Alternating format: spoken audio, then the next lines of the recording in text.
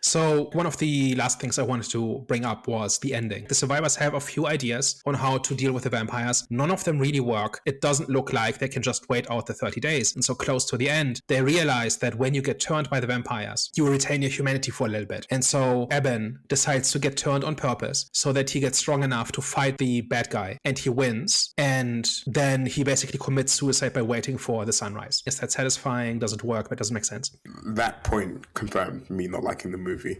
One, you're not full vampire like the head vampire was in this particular movie. You're coming up against the main vampire and you've just turned into a vampire and you managed to kill him. I was a bit like, I really didn't like it. I really wish that they found another way as opposed to him turning vampire to get a little more strength to defeat the head vampire. It just like, to me the whole time I was like, there's just no way. You don't even know the extent of your powers. I don't know how the vampire law works and the hierarchy in vampires and like who's top vampires and like what falls beneath that. It just didn't seem like they should be on the same level, power scale wise, at all. Him dying at the end neatly wrapped up their little love story that they had going on and was a noble sacrifice on his part. He kind of did what he had to do to protect her and protect the remaining people. So I think it was like a really noble and honorable death that he suffered at the end. I just really hate the whole vampire fight. I completely hate that. I'm not gonna defend it. It's just a way to end the movie. First of all, like logically, why does he